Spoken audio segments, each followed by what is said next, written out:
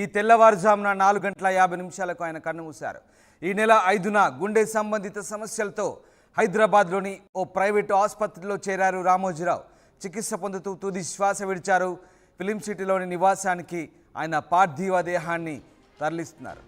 రామోజీరావు కన్నుమూశారు. మీడియా మొఘల్ రామోజీరావు కన్నుమూతతో ఒక్కసారిగా విషాద ఛాయలు అలుముకున్నాయి. హైదరాబాద్లోని ఓ ప్రైవేట్ ఆసుపత్రిలో రామోజీరావు చేరారు. చికిత్స పొందుతూ తుది శ్వాస విడిచారు. ఫిలిం సిటీలోనికి నివాసానికి ఆయన పార్థివ దేహాన్ని తరలించారు. ఈ నెల 5న గుండె సంబంధిత సమస్యలతో ఆయన ఆసుపత్రిలో చేరారు. కొంతకాలంగా అనారోగ్యంతో బాధపడుతున్నారు రామోజీరావు. ఈ తెల్లవారుజామున 4:50 రామోజీరావు కన్నుమూశారు. దీంతో విషాద ఛాయలు అలుముకున్నాయి. మా ప్రతినిధి కృష్ణమోహన్ జాయిన్ అవుతున్నారు. కృష్ణమోహన్, రామోజీరావు కన్నుమూశారు. ఎంతోమందికి మీడియా ద్వారా ఉపాధి కల్పించి ఆదర్శంగా నిలిచినటువంటి రామోజీరావు కన్నుమూయడం నిజంగా ఒక రకంగా విషాదమనే చెప్పాలి. రామోజీరావు ఎలాంటి ఆరోగ్య సమస్యలతో బాధపడ్డారు? ఆయన ఎన్ని గంటలకు సరిగ్గా మృతి చెందారు? మొత్తం మీద అయితే కృష్ణా జిల్లా, బేసిక్ గా ఆంధ్ర ప్రాంతానికి సంబంధించిన కృష్ణా జిల్లా పామరు నియోజకవర్గంలోని కటపారుపూడి గ్రామానికి అక్కడ జన్మించిన రామోజీరావు ఈ రోజు ఉదయం 4:50 ఆయన కేర్ హాస్పిటల్లో మృతి చెందిన పరిస్థితి అయితే ఉంది. ఆయనకి నెల 5 నుంచి కూడా కొంత ఆరోగ్య సమస్యలు రావడం గతంలో కొంత ఉన్నప్పటికీ కూడా ఈ సమస్యల నేపథ్యంలో ఆయన్ని కేర్ హాస్పిటల్కి తరలించిన పరిస్థితి అయితే ఉంది. అక్కడ ట్రీట్మెంట్, వెంటిలేషన్ మీద రాత్రి నుంచి కొంత అతని ఆరోగ్య పరిస్థితి సీరియస్ గానే క్రిటికల్ గా మారడం.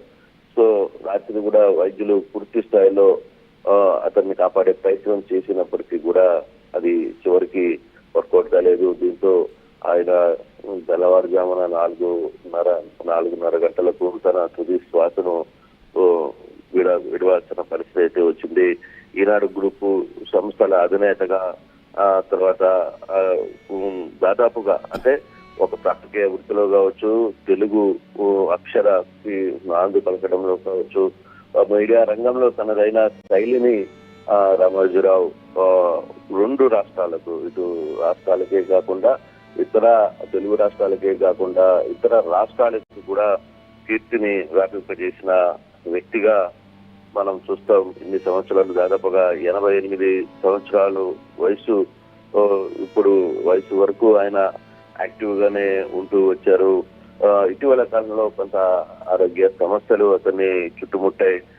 కుటుంబ సభ్యులు ఎప్పటికప్పుడు తన పరిస్థితిని అంటే మెడికల్ గా అతనికి ఏమి అందించాలో అన్ని ప్రయత్నాలు చేసినప్పటికీ వయసు మీద పడడం, తర్వాత అతనికి 5వ తారీఖున స్ట్రోక్ లాంటిది రావడం, ఎన్ని సమస్యలతో ఆయన ఈ తెల్లవారుజామున 4:50 చనిపోయారు. అయితే ఫిలిం సిటీ నివాసానికి రామోజీరావు పార్థివ దేహాన్ని తరలిస్తున్నారు. బహుశా మొత్తం అంటే ఇప్పటికే రాజకీయ పరిణామాలు, తర్వాత ఇతర వ్యవహారాలన్నీ కూడా మారిన నేపథ్యంలో ఎప్పుడు అంత్యక్రియలు ఉంటాయి అనేది మాత్రం ఇంకా పూర్తిగా రావాల్సిన పరిస్థితి అయితే ఉంది.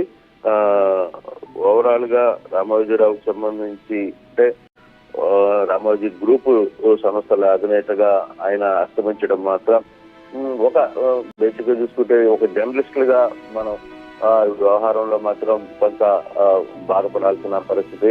చాలా మందికి ఉపాధి కల్పించారు. ఒక పేపర్ ద్వారా కావచ్చు, టీవీ ద్వారా కావచ్చు, పలు వ్యాపార సంస్థల ద్వారా కొన్ని వందల వేల మందికి ఉపాధి కల్పించిన వ్యక్తిగా రామోజీని చూడొచ్చు. ఒక సీనియర్ జర్నలిస్ట్ గా, తర్వాత అంటే ఈ సంస్థలు అధిపతినే కాకుండా ఒక వరవడిని, అంటే జర్నలిజంలో ఒక కొత్త వరవడిని తీసుకురావడంలో రామోజీరావు పాత్రని ఎవరు మర్చిపోలేరు అనేది చాలా ఖచ్చితంగా చెప్పచ్చు. అయితే ఇప్పటి వరకు అంటే ఈ వ్యవహారంలో నిన్న సాయంత్రం 5వ తారీఖు వరకు కొంత పరిస్థితులు బాగానే మెరుగ్గా ఉన్నప్పటికీ 5వ తారీఖు ఉన్న ఫలంగా ఆయనకు కొంత గుండెకు సంబంధించిన ఇష్యూస్ రావడం, సో హాస్పిటల్కి తీసుకోవడం, ఇంతో వరుసగా కొంత 1 by 1 సమస్యలు రావడం వల్ల అతన్ని కాపాడుకోలేకపోయామనేది డాక్టర్లు చెప్తున్న పరిస్థితి. ఇప్పుడు ఫిలిం సిటీకి తరలించే ప్రయత్నం అయితే చేస్తున్నారు. ఫిలిం సిటీలో ఎటువంటి ఏర్పాట్లు చేస్తారో చూడాలి. కుటుంబ సభ్యులు ఆయన అంటే నివాసం కూడా ఫిలిం సిటీలోనే కాబట్టి అక్కడ ఎటువంటి పరిస్థితులు చేస్తున్నారు అనేది చూడాల్సిన పరిస్థితి అయితే ఉంది. అంటే ఇప్పటికీ రామోజీ ఫిలిం సిటీకి బాడీని తరలించున్న ప్రయత్నం అయితే రామోజీకి ముఖ్యంగా ఏపీతో చాలా అనుబంధం ఉంది. ఎందుకంటే ఆయన కృష్ణా జిల్లా కావచ్చు, మిగతా ప్రాంతాల్లో ఆయన అక్కడి నుంచే ఎదిగిన వ్యక్తి. అలాగే అతిపెద్ద మీడియా సామ్రాజ్యాన్ని స్థాపించారు. అంతేకాదు ప్రపంచంలోనే అత్యద్భుతమైనటువంటి ఒక ఫిలిం సిటీని, ఒక గొప్ప ఫిలిం సిటీని ఆయన స్థాపించిన పరిస్థితి. అంతేకాదు విద్యా, వ్యాపారం, రకరకాల వ్యాపారాల్లో అలాగే మీడియాలో అతి పెద్ద స్థాయికి, అత్యున్నత స్థాయికి ఎదిగిన వ్యక్తిగా మనం చూడాల్సి ఉంటుంది. సో ఈ రకంగా వేలాది మందికి ఉపాధి కల్పించిన వ్యక్తి రామోజీరావు. ఒక రకంగా బహుముఖ ప్రజ్ఞాశాలిగానే మనం ఆయన్ను కొనియాడవచ్చా?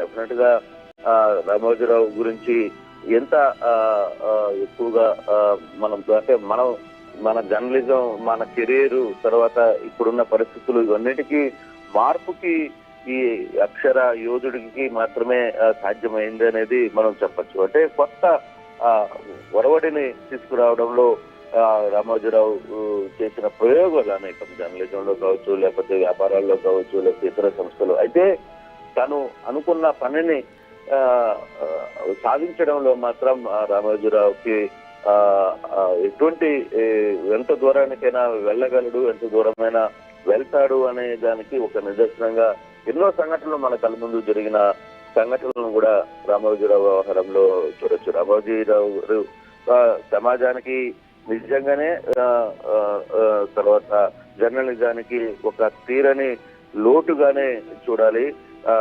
వేలాది లక్షలాది మంది జీవనోపాధి కల్పించాడు. అలాగే దశ చూపించిన ఒక మార్గదర్శి అని కూడా మనం చెప్పడానికి ఎటువంటి అతిశయోక్తి లేదు. అయితే వయసు కొంత ఇబ్బంది పెట్టింది. ఎవరికైనా ఒక పరిధి వరకే తన జీవితకాలం ఉండే పరిస్థితి అయితే ఉంటుంది. కానీ రామోజీరావు 88 సంవత్సరాలు వరకు అయితే ఇప్పుడే ఈ మరణ వార్తని జీర్ణించుకోలేక చాలా మంది సీనియర్ జర్నలిస్టులు కూడా రియాక్ట్ అవుతున్న పరిస్థితి అయితే ఉంది. ఆయనతో కలిసి పనిచేసిన కొన్ని క్షణాలని ఒక్కొక్కరు రిమెంబర్ చేసుకుంటున్న పరిస్థితి అయితే చాలా కనపడుతోంది. అంటే ఒక ఎర క్లోజ్ అయింది అని చెప్పాలి. డెఫినెట్ గా ఈనాడు సంస్థల అధినేత రామోజీరావు గారు స్థాపించిన ఒక ఎర ఇంతటితో ఎండ్ అయింది అనేది మాత్రం డెఫినెట్ గా చెప్పి తీరాల్సిన పరిస్థితి.